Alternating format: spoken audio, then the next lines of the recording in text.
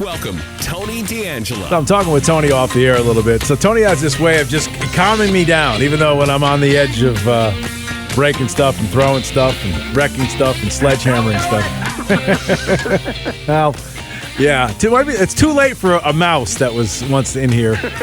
That is now in the garbage. But anyway, good morning, Tony D'Angelo, who joins us each and every Tuesday morning to talk about a wide variety of subjects. Of course, we are lucky to have him. You can follow him on Twitter, Tony D'Angelo7. Tony, of course, became infamous or famous for following a lot of Ned Lamont's sort of wrongdoings and spelling it out on the air for all of us. But Tony, good morning. How are you, sir? Good morning, Lee Elci. Good morning, everybody. Proud to be among you. You know, I've been following.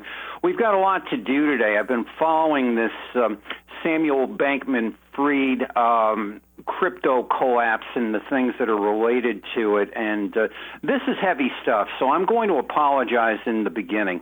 If there's any question or any term that somebody might hear that I may go over, send me a message, email me, and I'll be, that's at thefortresstrust.aol.com, or a Twitter message, and I'll be happy to clarify that for you. But this is information I think we all need to know, and it kind of brings everything that you talked about earlier, the whole Ned saga, to a full circle.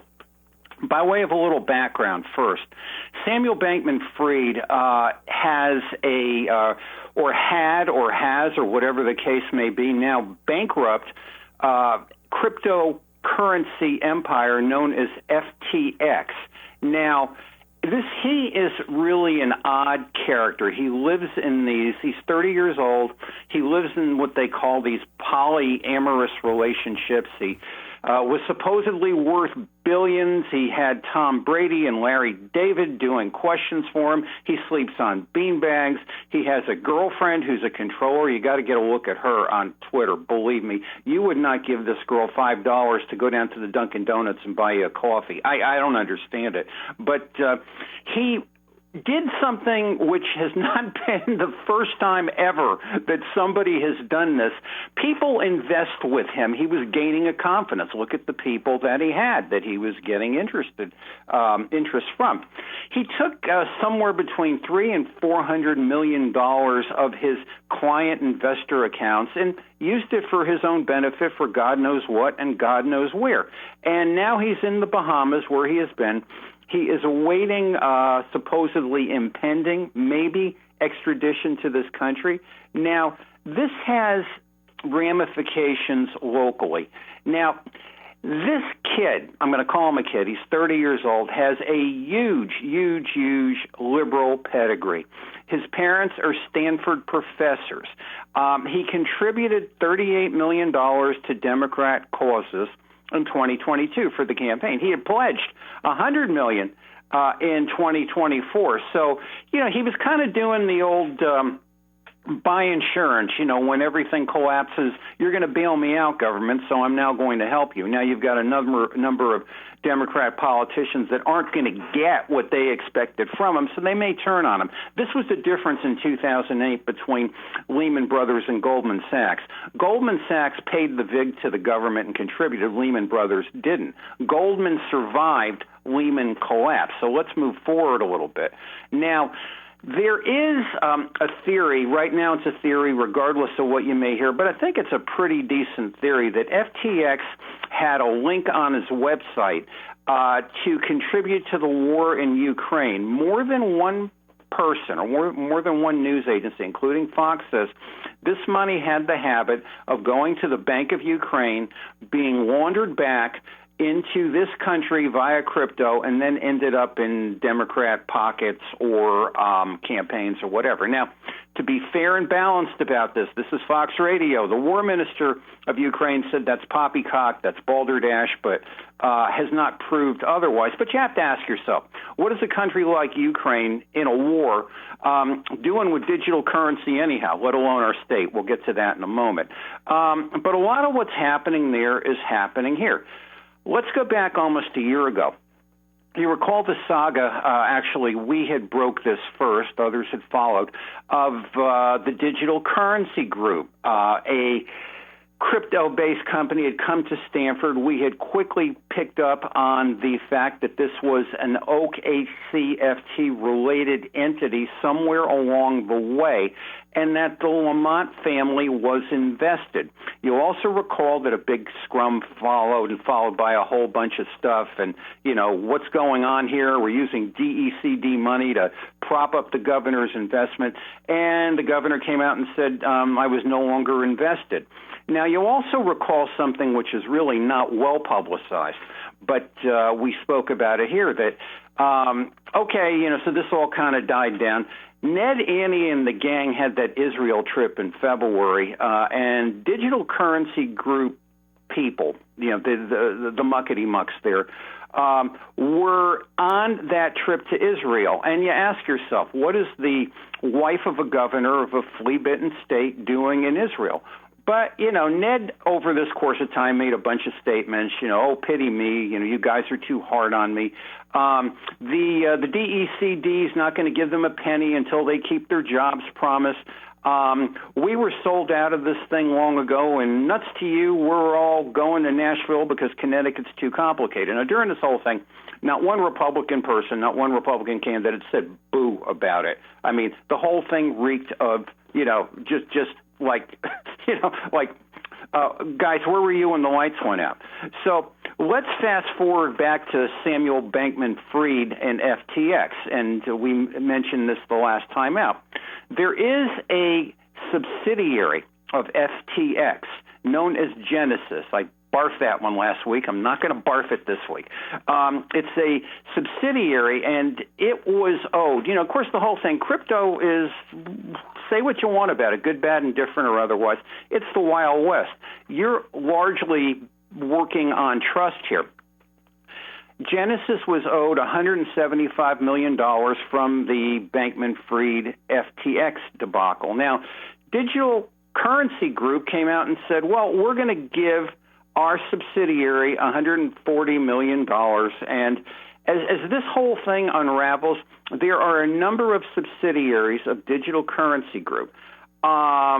Genesis is one, Grayscale is another, CoinDesk is another. They're all teetering right now. You read the trades, there's an article in Forbes magazine yesterday, for crying out loud, on the brink of bankruptcy.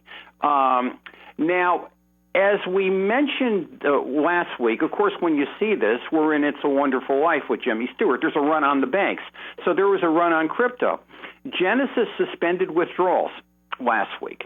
Now, that kind of led me to believe, something is really terrible here, because when you go to the bank and you knock on the door and there ain't nobody answering, you got a problem, right, man. So I began to, throw pebbles and stones at Ned's window saying, hey, man, what'd you do here? What'd you get us involved in?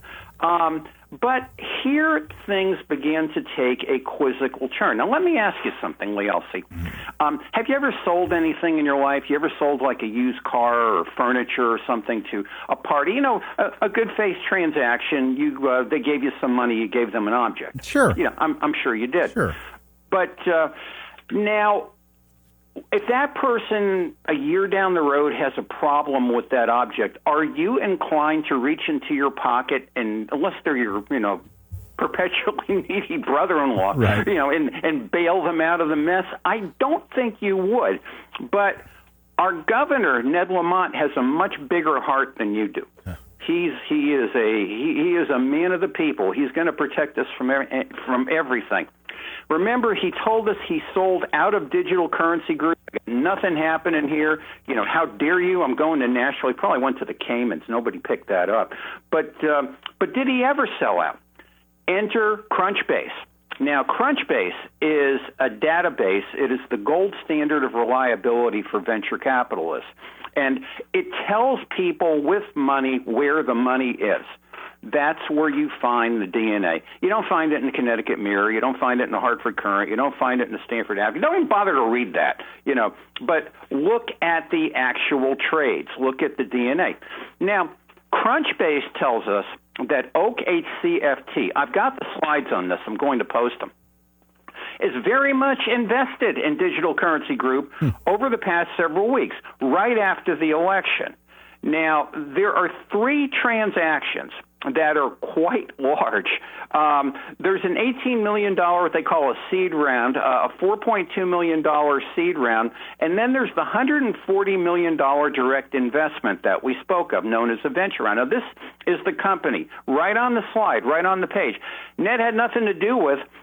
He took from the recusal list, at that point in time, and that whole time when he said, well, I'm not, this company is not involved in the government, so I can invest in it. So kind of like a neat little trick he pulled there. And this is the company that is running on state money, and they went to Israel and all this other kind of stuff.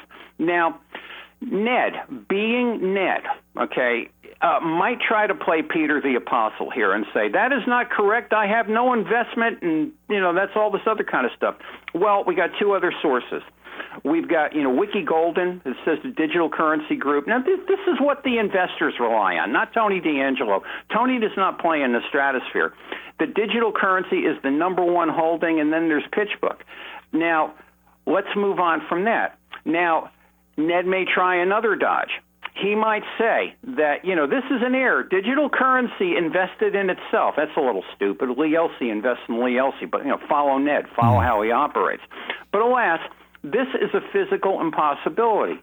It's been reported again in the trades. I've been following CoinGate, Forex, Token Hell, a guy who is a crypto magnate on Twitter who has been published in several places. The Digital Currency Group is flat broke.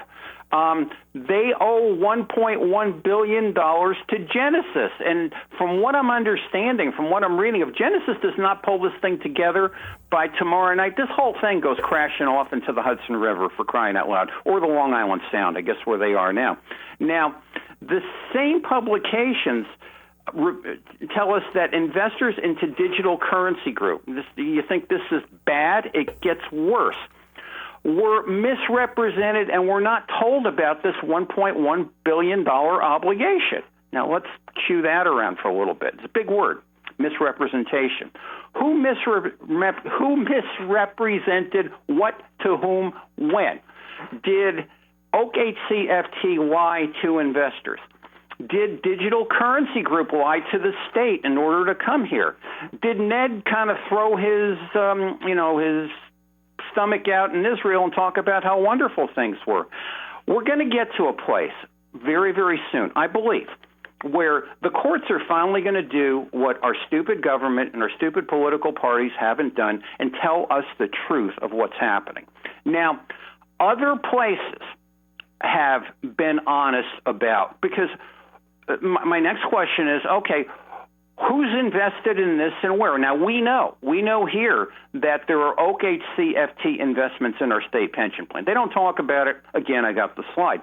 But the Ontario, Canada Teachers Pension has said, hey, guys, we got a problem. We're being very honest. We put $93 million in this garbage. And then stop and think. I'm just going to leave you with this thought right now.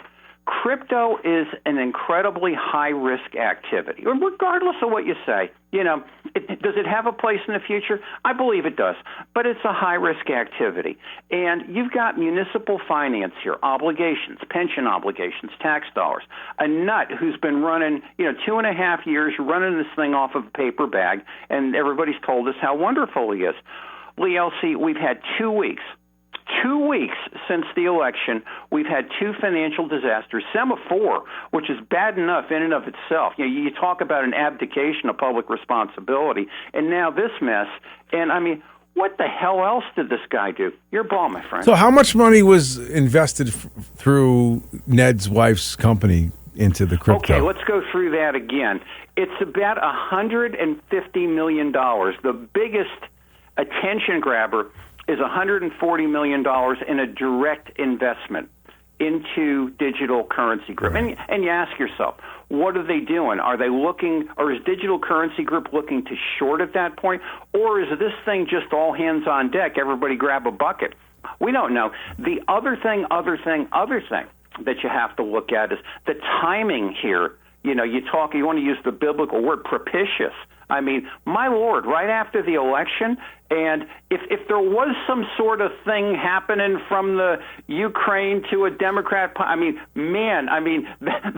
the triple bouncing left and 3-run score. I mean, it's like, I can't really say that for sure, but I can tell you the investment was made. So the investment was, all right, so what about through the state of Connecticut, though? What about, do we have any idea how much? Good question. They've been very coy about that. There was a little puff piece of nonsense in the Stanford Advocates. We haven't given them a dime. Well, if you never gave them a dime, they never would have come. I mean, that's absolutely stupid. But we do know there's been assistance. If it's like the Semaphore deal, if there is a loan forgiveness thing happening, that's basically, we give you $2 million, you have $2 million worth of jobs, and you take our money and we forgive the loan. It would strain credulity to see if it's anything different. But the biggest thing is they're all parading around in Israel with this company. So they got quite a boost here. Don't say people that want to say nothing happened. Yeah, something happened. Explain to everybody again, just real quick if you can. He said if it doesn't come together by tomorrow night, it's going into the... well, you see, this is the whole thing. Bankman-Fried runs off with, $400 million worth of money. Now, that, of course, is someone else's obligation. There's no regulation here. There's no anything. So if I'm going to pay you with, my assumed value in my crypto and it's not worth as much, I've got the shorts. I've got to look to my creditor, who too has the shorts from Bankman-Fried. What I am hearing is that if this $1.1 billion debt is not satisfied by tomorrow, it'll be a domino. Genesis will go, and then digital currency. It's a sea of absolute mess. And let me just say this. Where I've been saying for, a year and a half, 2 years, where the Republican Party just missed the ball entirely on this whole corruption. Now the thing's going to hit us in the head. I mean, guys, do me a favor. One little statement here saying, just for human decency, I don't know how far this thing goes. I really don't. Right. I mean, if people say, it's a small thing. Well, yeah, but people invested in it, and, if it's in a pension or something, I mean, who knows? Right. That was my question. I mean, is it wrapped into the pension somehow? Did they make that? Yeah, because the Hamilton Lane funds are in the Connecticut pension, and the Hamilton Lane funds, at least in 2020, had a $93 million piece of pie in Oak HCFT3 Caymans. Yeah, so it's there. Yeah. And, I mean, it's where else it's gone by itself, I mean, we don't know. And then again, the kind of people these are, is if they did it, they wouldn't tell you. But I mean, the part I know is scary enough. How much does it connect to Ned? Well, I mean, here's Ned, who said, I have nothing to do with this company. We're out of it. We're going to Nashville, and his family's right back in it right after the election. I mean, short of like you can't trust one word this guy says, and he will say something and do something else, and where you have to ask yourself, with the money coming in, I mean, is this like a, an inveterate gambler going around trying to cover poker bets because something terrible happened? I mean, the part that's cause and effect is scary enough. So just so you know, Tony usually picks the songs that we play as we, we send him to the break, or we go to the break, and, he chose Instant Karma. I'm waiting for our governor to get that Instant Karma, Tony. He doesn't get it. He doesn't seem to get that Instant Karma. It doesn't get him. Does it? Well, I mean, this is something I believe, Lee Elci, that if nothing happens, if the papers keep wanting to throw pap, other than the few good souls, us, George, some of the others, who will throw this out there and say, hey, fool, what the heck did you do?